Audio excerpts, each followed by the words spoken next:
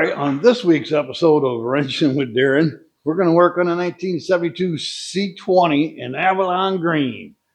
The main focus for the week is going to be on this grill. Sometimes when I dance around and do different things, you guys might wonder, why does he do that? Well, it's because I don't particularly know how I'm going to tackle this particular project. So I've had this grill off once before and I kind of doctored it up. I'm just not happy with that work. I want to go more in depth. The problem you run into is, although this is aluminum, it's pretty tough aluminum. It's not what I'm used to. It's hard to work with. It's pretty rigid.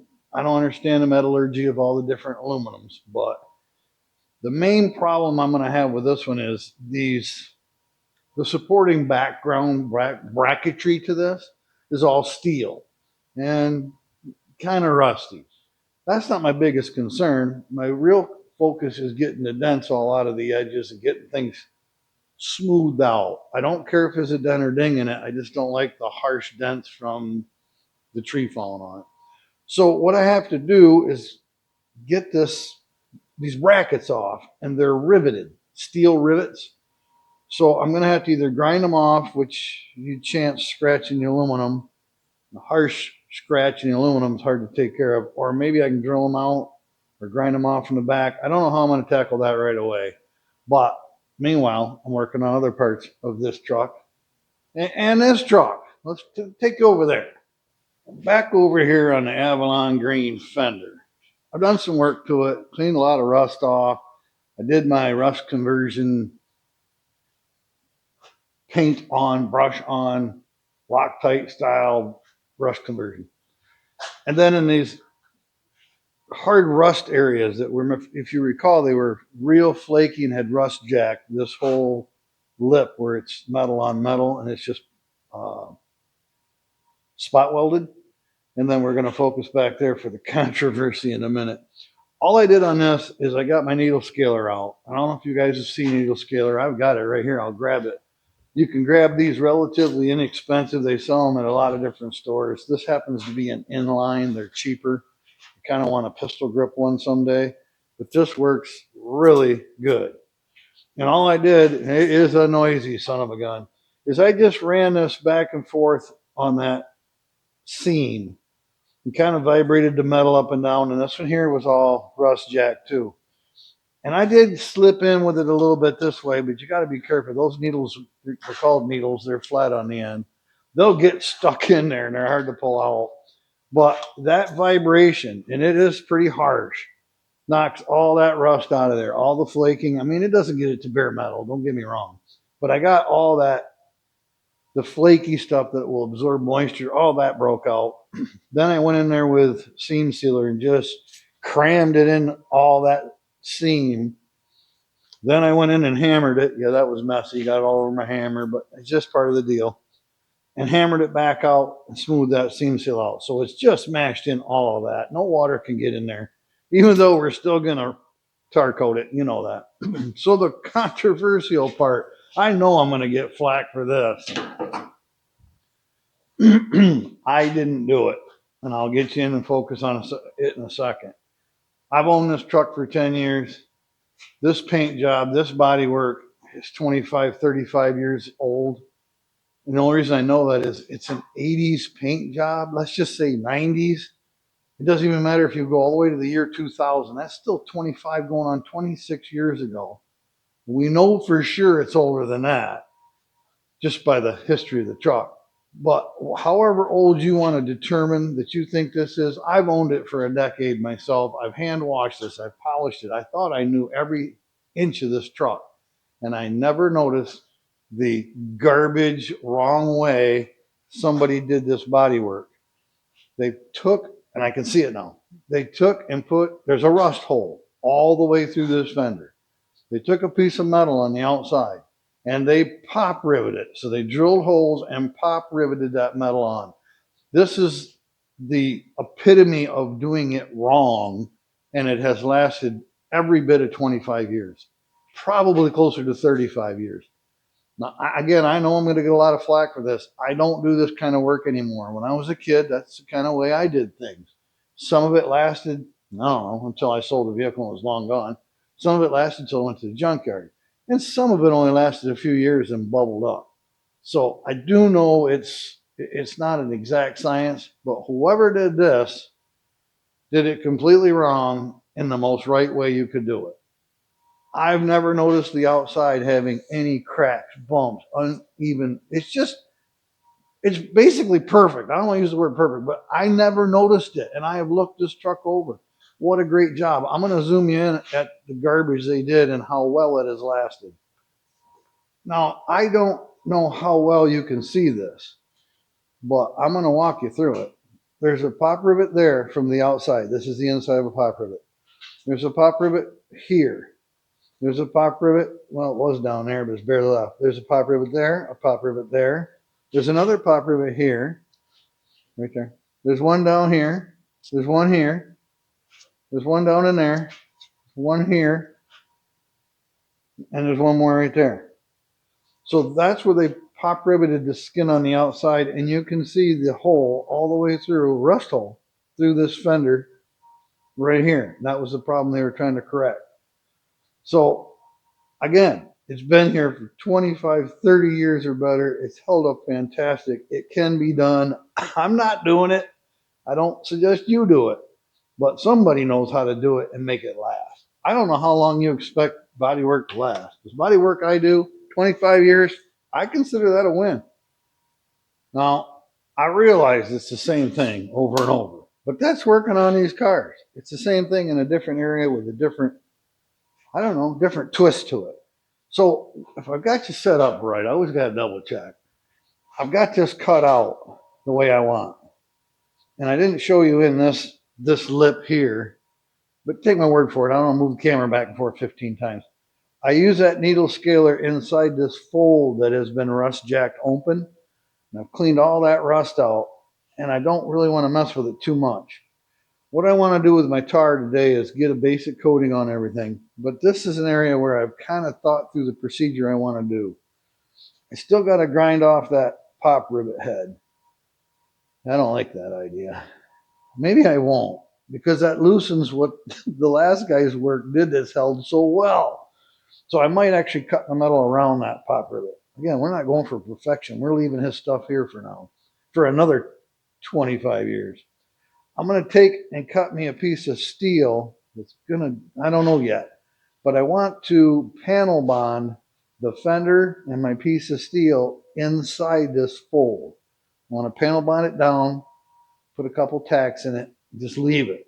And after it sets up, I'll squeegee, I'll caulk gun, panel bond inside the top. See, I'm going to panel bond the bottom first, on top, and then I'll hammer down that fold. That way I know it's in there good, and it's in there right. If I do both at once, I'm squeegeeing stuff, it could move on me. I don't want to take that chance. But before I do all that, it's really hard to brush in here. And I want to get, while it's open, I want to get a lot of this tar coated. So I'm going to have to leave it, ½ inch away so that my panel bond will work. Then I can go back in with a brush on this angle and I can fill all that again. So it's just to think through my procedures. This is where we're at. So that's what's going on with me. So I'm going to get started on one of my favorite things to do out in the shop. I actually do enjoy it. I just start coating. I'm going to start up here. This is inside the headlight, and there's some rust, but because the headlight's there, you're not going to see it. I'm going to go from the seam of the outside metal. I'm going to do that seam inside. Then I'll come back with green paint, just in case you can see it. I got color match brush on paint, and I will green that edge to make sure it's got a good coating. Excuse me, it's not tar coat, but it'll be fine. It'll be fine. No reason to worry about it.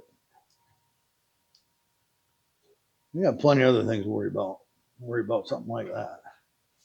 Oh, something else I got to worry about? I'll probably mention this again. My jegs order. Yeah, I'm going to tell you who it was. It was jegs. I've been 3 weeks waiting on them wheel tubs, and I checked yesterday on my order, and it shows they're indefinitely on back order. Now, that doesn't help me at all. So today, when I get done out here, go back for lunch, I will cancel my jugs order and try it through. I think I'm going to try JC Pony. A lot of these parts that I've worked with come from them, seem to be pretty good stuff. So I'll get them ordered straight away so we can get back to the box project. That's why I'm not working on the box project right now. Waiting on parts. Yeah, I know. I should have ordered them a year ago. Well, what do you do?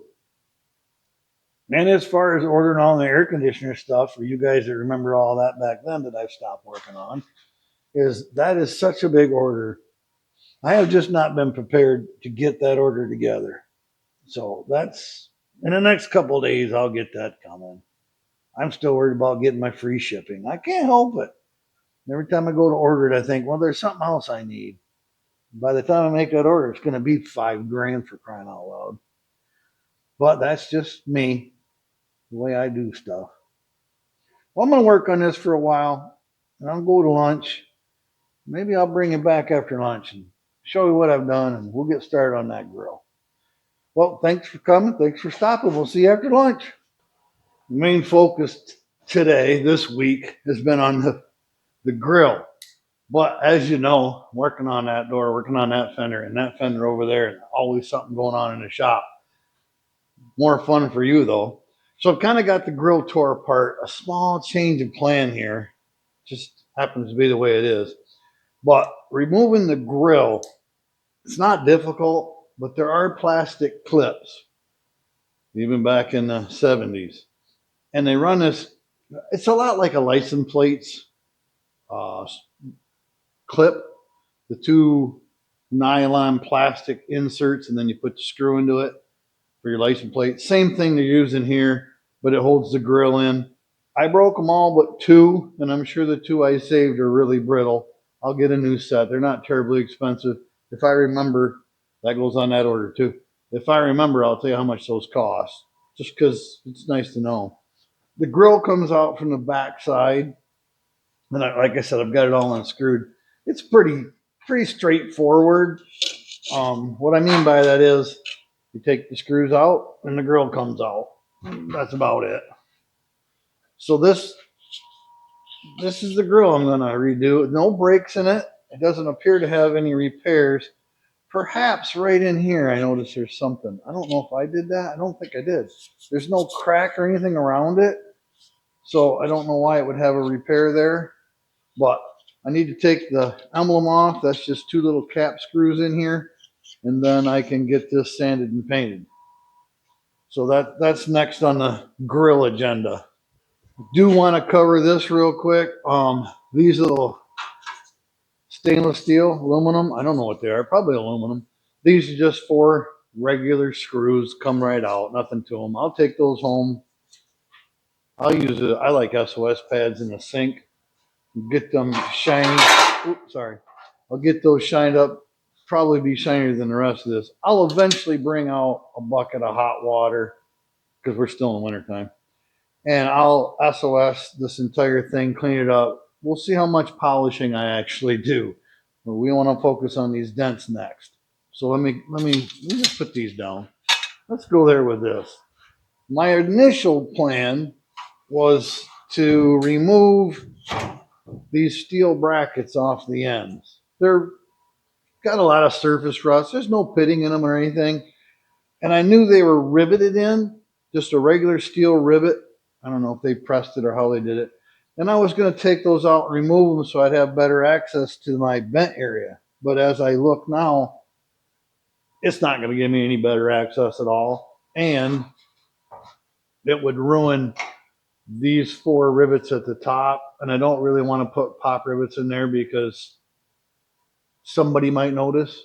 I would notice. It's not original. So I'm going to leave them on. I don't think there's really any benefit to removing them other than painting them would be a little easier. But I'm going to clean them up and paint them right on there. I will. Now, this is the part that some purists might be interested in. If not, it's just good general knowledge. This is a 72 truck.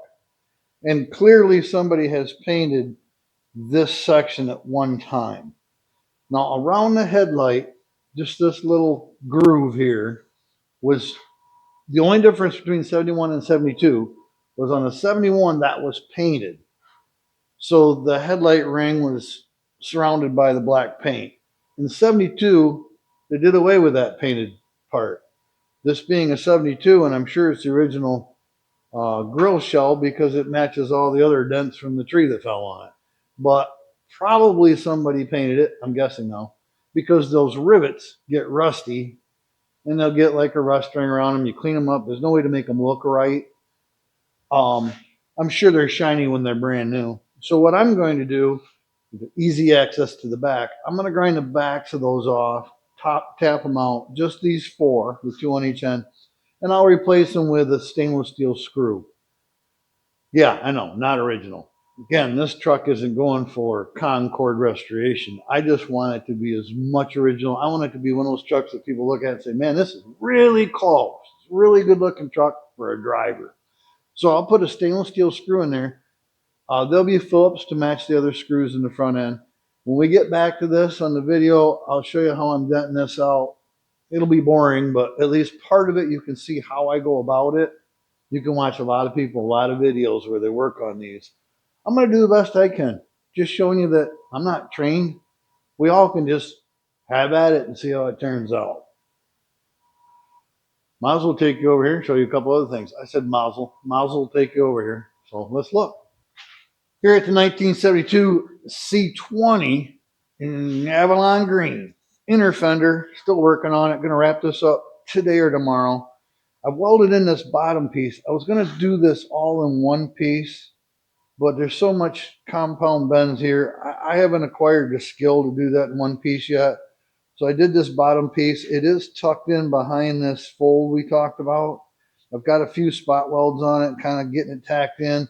My issue is I don't want to overheat this bottom and blister my paint on the outside. So the bottom's a little bit of a cold weld. Just doing a hot spot and get off it. Hot spot and get off it. Wait 5 minutes, touch it, make sure it's cool. If I blister that paint, I got a mess. That's all I want to say. So the other part here is almost ready. I've got it where it lines up on this side, so I will put a few spot welds on that. And then this side I can just push out or pry out, and I can get the few spots on that side.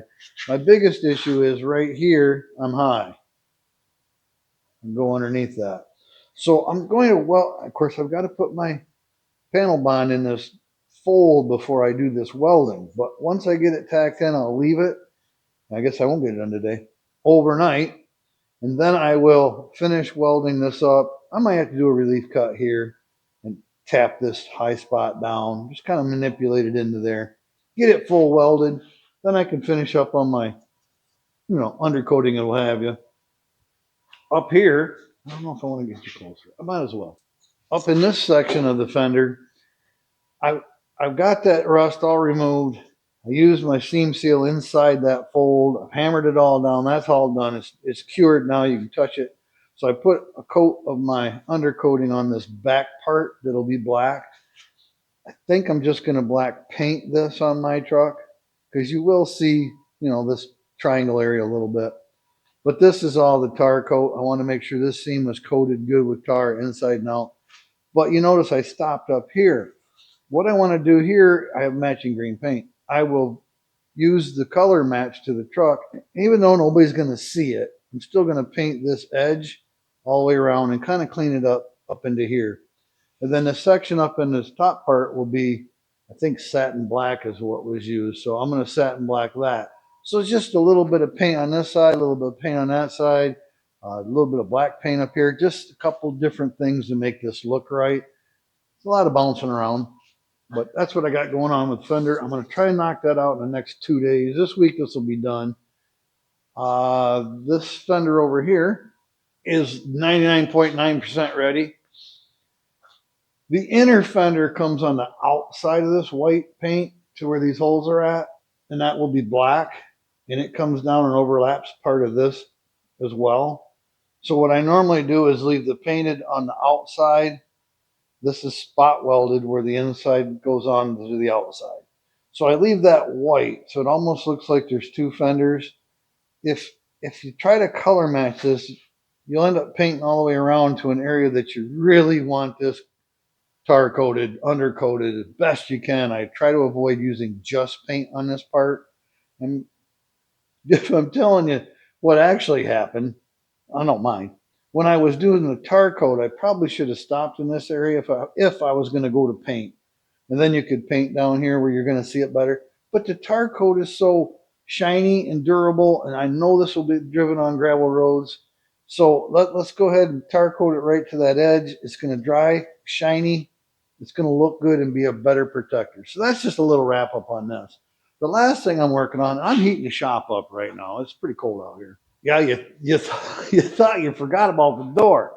Well, it's literally ready. So if I get the shop warmed up and I have time today, I want to videotape this for you. Only because I know people watch these, they enjoy watching painting, and you can kind of see my procedure. The issue is I'll spend 5 minutes putting on a primer, and then I've got 10-15 minute wait period. Then I'll spend 5 minutes putting my first coat on, 10-minute wait period. So by the time this is painted, I'm going to have 2 hours into it. I mean, on and off. So I'm not going to videotape the whole 2 hours, but I'll bring in for a coat or two and kind of show you how I go about it. Yeah, the old finger gets sore with them rattle cans.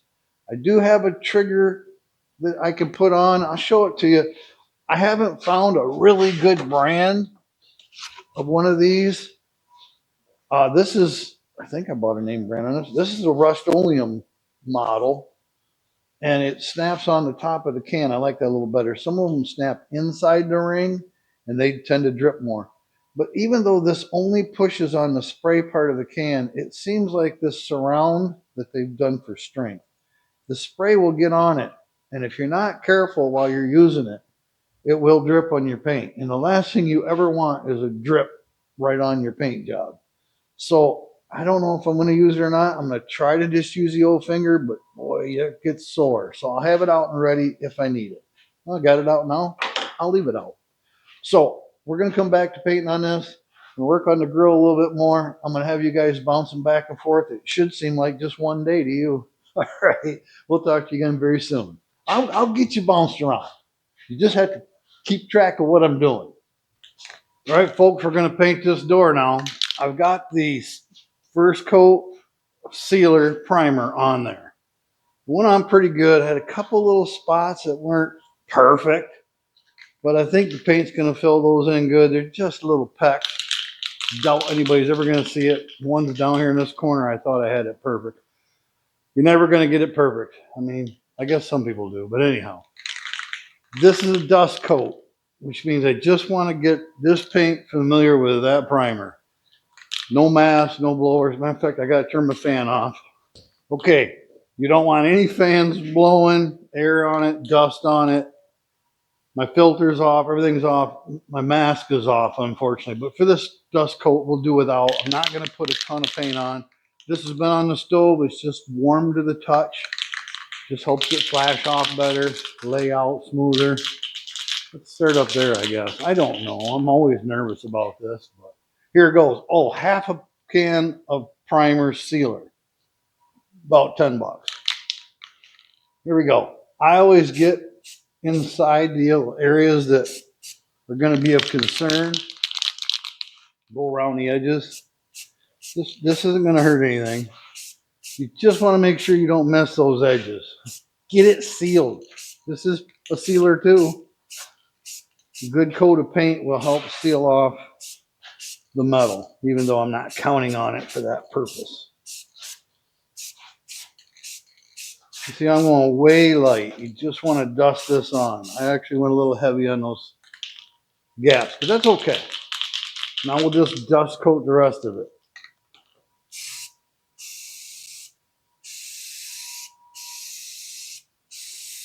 Be aware of your clothing.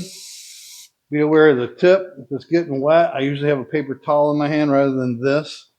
I got a rag right here. I hate to ruin it, but if you get some, you think it's going to drip, just wipe it off, keep going. When we get to the flow coat later on in the video, which is basically your final coat, you're going to want to make sure, because everything's going to go on wet. that you don't have those drips. Now you could probably let it dry and get away with it. You might have to wet sand it off when you're done. I don't want to do that. That's it. Just a light coat. You want to be able to see through it. I got a couple spots I went a little heavy. It's going to be fine. You just want this light coat to kind of settle in on the primer. I'm going to get inside the window track a little, not for looks, but more for sealing it off. You never know what's going to show at the end, so just paint it all. All right, that's it for now. We'll be back in the next clip. Okay, that's been about 10 minutes. It's still wet, but I don't want to let that coat dry too long because it's so light and dusty, it'll dry faster. The next couple coats, I might be 15, and as I get near the end, it might be 20. You can't overshake your paint. I got to turn my fans off. Hang on. This coat, we're just looking to get the color on it now. We're not going for a smooth, shiny finish yet. We're going to do basic procedure like we did before. I will switch up the pattern I paint just to make sure I don't get striping. Maybe the third coat, I'll start at the bottom and work my way up. But I want to make sure I get these edges really good.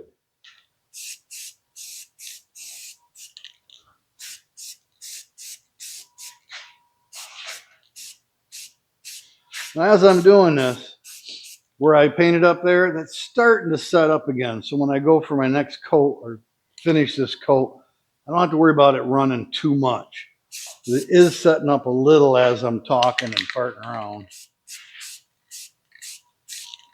Painting the bottom of this, I can't stress enough. This is where the water is always going to be dripping off the bottom of this door. So, I mean, you want to get everything good, but I keep telling you, pay attention to this, pay attention to that. Well, pay attention to everything, I guess, is the answer. All right, so now let's start. This coat is just for color. We're not going for perfect solid. We're just trying to get everything white. I didn't think about this. Get down here and spray up inside that. Now these cans you can spray upside down. Kind of cool. Very handy on this kind of paint job.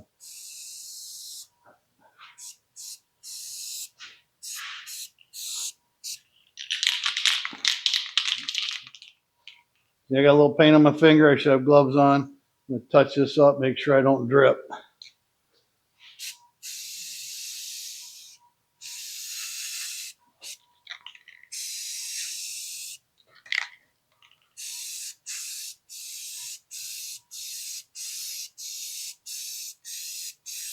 One thing with the can, I notice I tend to bump the bottom of the can easier than I do a regular spray gun.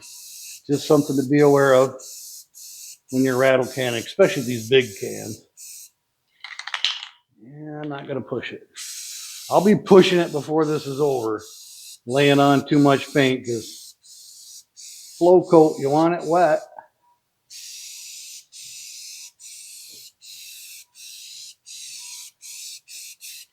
Not too shabby. Boy, I wish I had my mask on. I probably only won't bring you back until the last coat, just so I can wear my mask. But I wanted to show you guys my basic procedure. The next coat is, like I said, this one's to make everything white.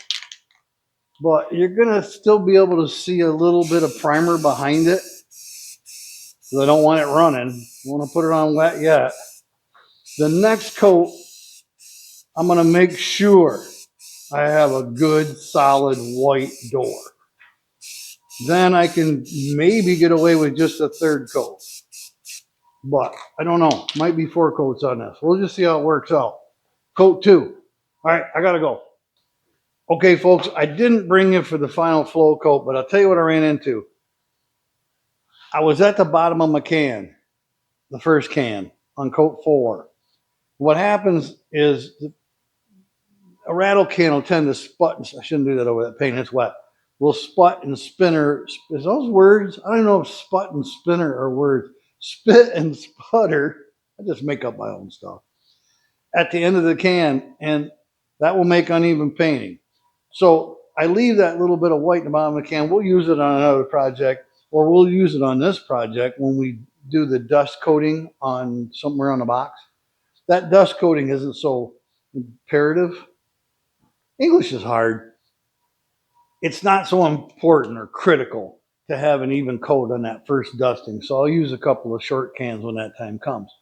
But on my fourth coat, I realized I was getting short. And your flow coat, you want it to spray at its best. And the can has the most pressure at the beginning and will spray the paint as evenly as the whole can will do in that first third. So I put that on the fire, got it warmed up on the fire. You know what I mean. Warmed the can up good and went for my fifth coat, my flow coat. I laid her on kind of heavy. Everything was going great. And I think it turned out awesome. I'll move you around a second, show you some shine, show you my orange peel, because it has some. It's not bad, but it has some. Fresh can, I laid it on, then you walk around and get your lights on it and see where it might have some, they call them dry spots, a little haziness where you didn't get enough paint on. Well, you can't just hit the dry spot because then you'll have a shiny ring.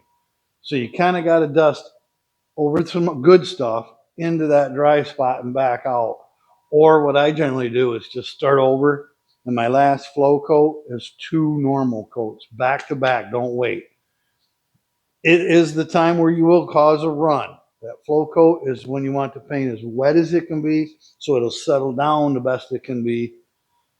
Unfortunately, everything was going wonderful. I see a little dust. I'm wearing a cotton coat. I'm painting in a dirty shop. This is what you get. Got one little flake of something down here, but up where the mirror's at, there's a piece of lint fell in it. But I know that was on the fourth coat. And why I tell you that is, that means there's 3 coats under that. I call them nibs because you can go in and knock them off, any bump.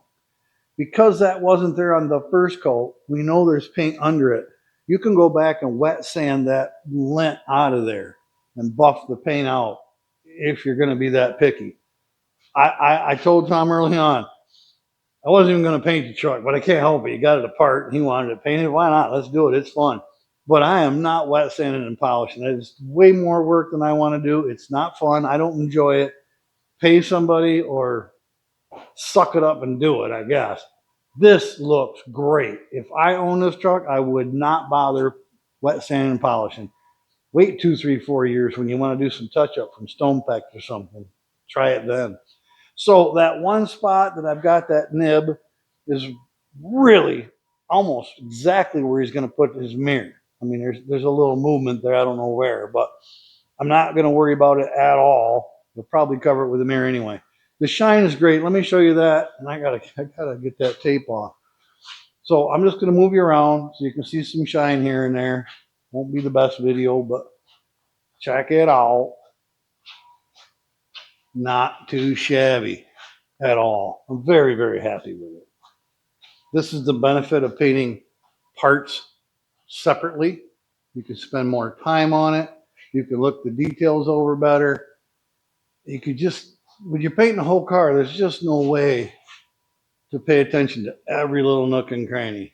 I mean, I guess maybe a professional does, but I am far from professional. So I like to get the tape off. Now, the paint's wet, so I prefer to wait, but I can't. In the past, I realized if you wait and you have your tape on a spot you might see, after the paint's dry and you peel the tape off, you can get flakes. It'll pull the paint. Right now is a good time. The paint's wet. It'll just kind of pull away. But just be careful because, well, watch me do it. I don't even want to say it. But this paint on this tape is also wet. Well, I usually get a trash can ready. I wasn't ready. You want to put that right straight in the trash. I'm going to grab my trash can. It's right here. By my other project I'm working. I got too much going at the same time. I know better. Anyhow, you just pull this off backwards. Pull away from the paint. Pull away from the side that you're trying to keep nice. And this is a critical time to ruin it. All right there. See, it tried to curl around on me.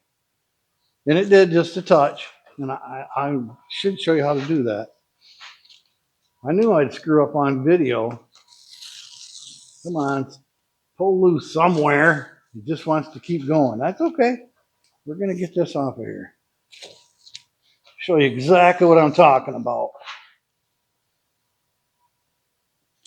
Had I done this after it was dry, I am sure I would pull paint and have a flake, at least somewhere.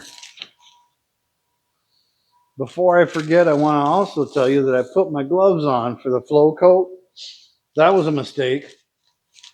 Good to have gloves on, but fighting this glove while I was spraying, that's what gave me the fatigue in my hand.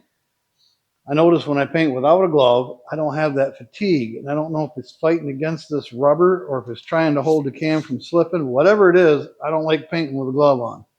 So at the bottom, my tape flipped over and touched the corner of the paint. So let me take you over there. Okay, what happened here is my tape flipped up and touched that paint. And it's wet, so it kind of pulled like a ribbon. So I take whatever brand Windex or window cleaner you want, put a little on your rubber glove. It won't stick to that, and it won't ruin the paint, and you can just touch that paint and get it down where you want it. Just lightly dab it. You don't want to do this, but it happens. What I'll likely do when I paint the back side, I'll put my tape flat on this side and try and catch that again. Looks like I got a little spot over here too. Maybe you can't see this stuff. I don't know. I got black gloves on. There's a little spot there that pulled. And we just wipe it gently with this Windex, and it sits right down where you want it.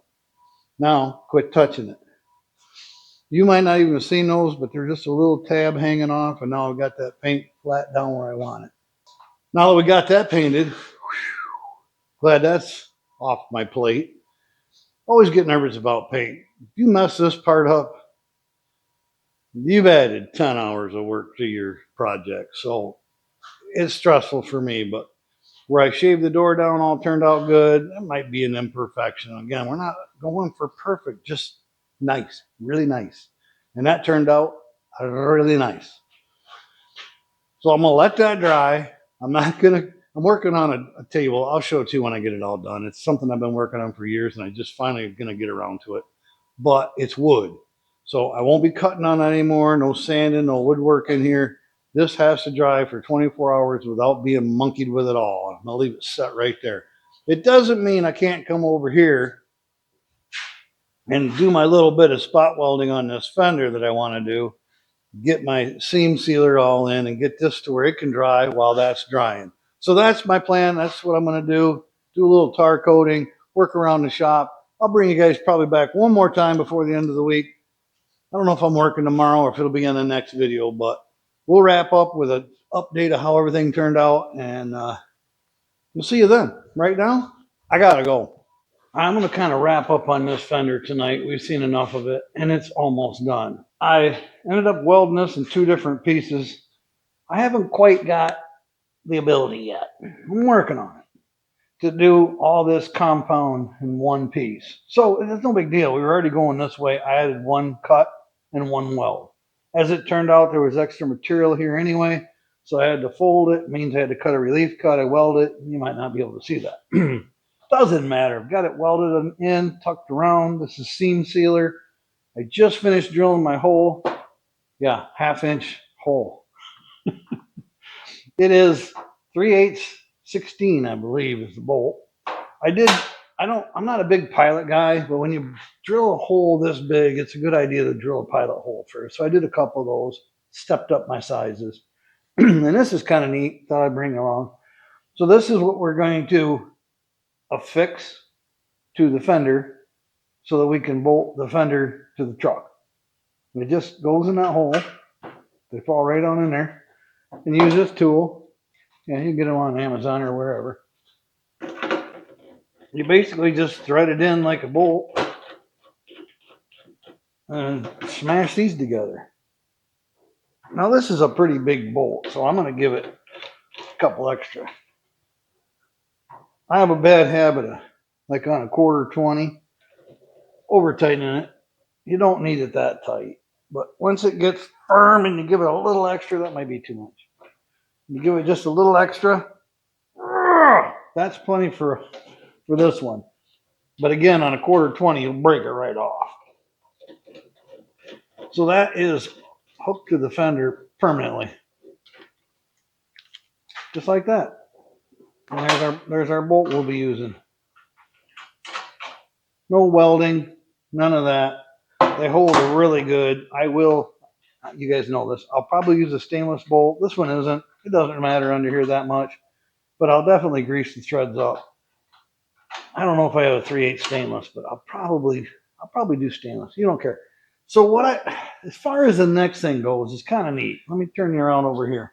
So I just grabbed a scrap piece of steel and I got out my color match paint for the 72 C20 and Avalon Green. Well, Avalon Green, I got color match paint about 6 years ago or 7, I don't remember. And I'm down to like a half a quart, so I grabbed another one. Well, the guy told me they changed the chemistry. Go figure.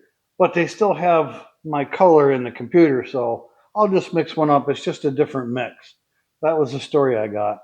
And I don't know how well you can tell the colors here, but I ended up with 2 different greens. So I did a brush, and this is just smeared on. They're pretty close. I know there's garbage in it. No prep. I just put them on for color. And I can see that the old one is a little darker than the new one.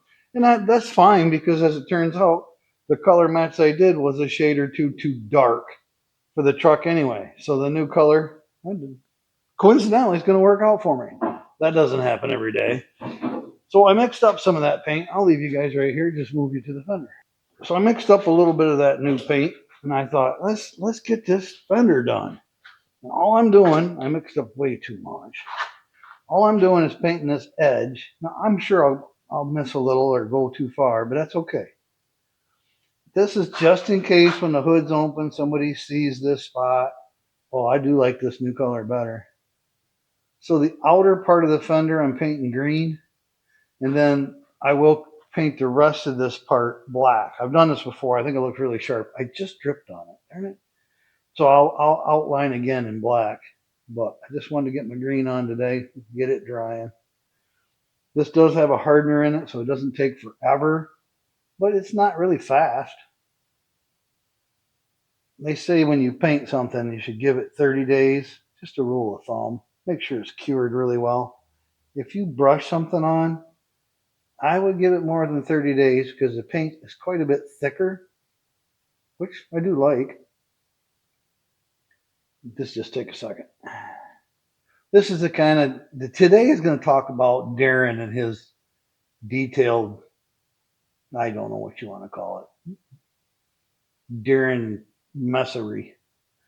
I do things that I think make a difference, but I doubt anybody will ever see it. That's what I'm trying to get at.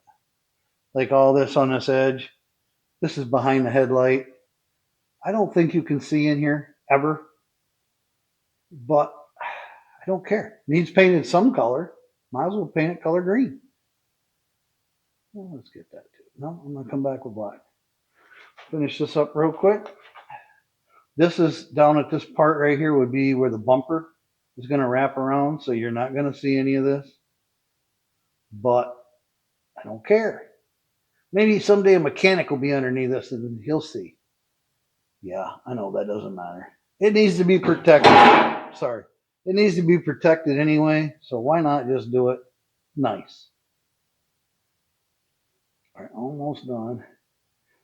That yellow stuff is my seam seal.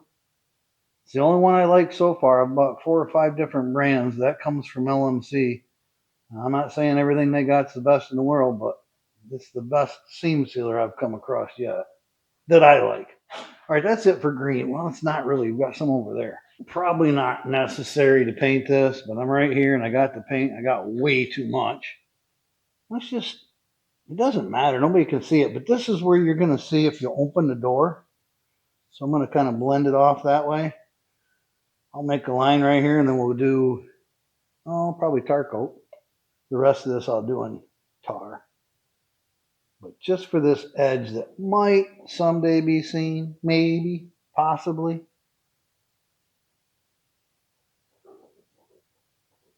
If not, guess what? It gets 2 coats of paint. That's good. That's fine too. No, I didn't body finish this. And I'm not going to, as you can see. I got paint. I'm about to show you how little GM cared. You talk about doing things right all the time. Well, it's always been kind of a funny thing on these vehicles, talking about what's right. I shouldn't probably go around too far, but it's color match, right? Nobody's gonna see it. Here, let me finish this little spot right here. I'm not going all the way up with it, just this lower seam to about here. Never rusted in 57 years. Why am I worried about it now? What do you think? Look pretty good? We're gonna call that good. Awesomeness. All right, I'll get back to that in a minute. What do I got next for you guys? We're gonna stop off real quick here at the door on our walk over to the grill, because as happy as I was with this door paint job, I really was. It turned out really great. Other than that little nib we talked about, which you can't even find right, it's right there. And I think I had one down here. I was happy.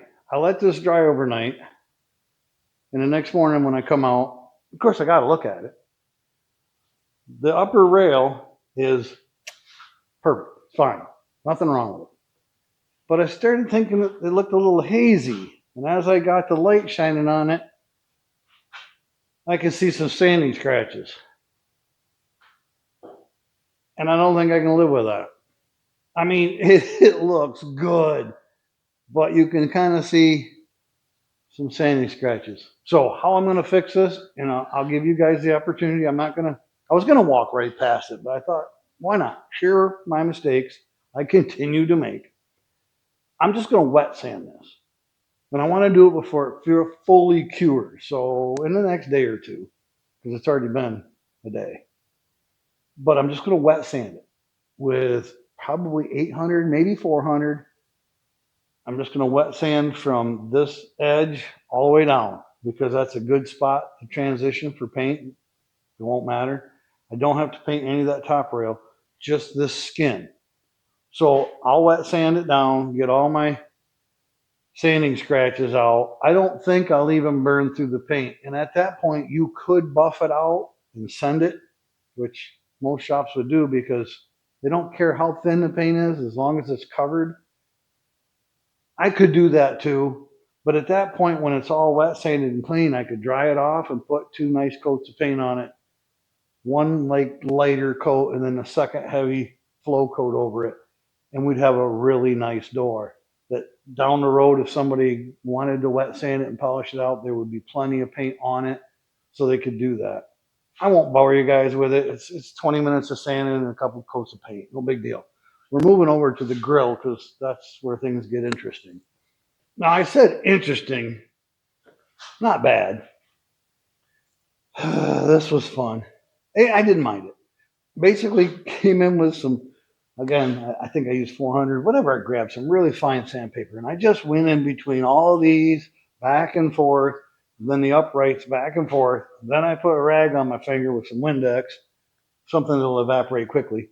And I ran my hand through all of them, got off every bug mark, and then I had a few stone chips. I just cleaned them up a little bit. And I got to this point, and I thought, you guys don't want to see that. I didn't want to do that.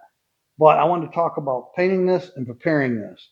So real quick, when I took the emblem off, this was all stone chipped and hazy, and you can't get a buffer in there. It's old. It's just pot metal, as they called it, and it's got some bumps coming on it because it's old. But this insert you can take out. Be careful. Let me show you here. This insert has these tabs right here. 2 here, a couple there, 2 there. So there's 6 altogether. And you can, now remember, it's pot metal. So when they put this insert in, they push it in and they clamp these edges on. I don't know how they did it. And they left it. Done. Well, in order to remove that plastic insert so that I could put it on my buffer and buff it all out nice, I had to bend them tabs back. And as it turns out, I only broke the one. I was real gentle with them. I think I left these 2 and just bent these out and tried to sneak it out. I did break this tab off. So when I put it back together and I tapped them all together, I put that tab back on. I don't know if you can see it, with a little bit of JB weld. And that has held for 7 years. It looks great. And I was able to put it back together and you can actually see the blue in it. Yeah, you could have bought a new one for $50, but that's what I did in case you care. Remember that one side of that's thicker than the other. That's so when you put it on and you walk up to it, it's leaned where you can see it better. So if you forget how to put it on, because it'll go both ways. As far as prep work goes, I wanted to show you one little thing here. It's going to be hard, but this plastic was molded, then it was pulled out of the mold. And I'm sure when they pulled it out of the mold, they just broke off a little bit of extra pieces. I don't know what you call that, when it flashes over a little bit too much. But nobody went around with a file. And you might be thinking, what is he doing? I just seen a piece. But when you take a file, just something real fine and flat, and all you want to do, because remember, paint won't stick to a thin razor edge. If you've got that little flashing, it's a thin plastic edge, your paint can't stick to that point. It can stick to both sides, but it'll tend to flake off that sharp edge. So it's not that anybody's actually going to look in and see it. I'm going to see if I can get you to see one. I haven't filed yet. And there were probably 10 or 15 of them. Here we go. So folks, what I'm talking about is this little lip right here. Now this one's not as bad as some. You can see the light shining on it. It's a little lighter colored. Now that's a very sharp edge back there that your paint will flake off of. Now it is in the back, so this isn't something you have to do. But if we got you zoomed in good and you can see it, again, that little edge right there. I'm going to make it disappear with this file. Just with a couple of swipes. Here we go. See? Gone, just like that. So it just takes a couple of real light strokes, all done. So if that's something you want to do in order to make sure your paint sticks good and it's just a really nice finished product, I showed you how to do it. If you don't, it doesn't matter. The last thing before I wrap up for this week, this finally came in the mail. I'm not kidding you folks, it's been more than 3 weeks waiting on this. Well, we talked earlier about that. This did end up coming from c20. It came relatively quickly. Let's see what we ended up with, because the box has certainly been used. I'm just curious how bent up it is. We'll fix it. This package is pretty decent. This is all I'm going to show you today.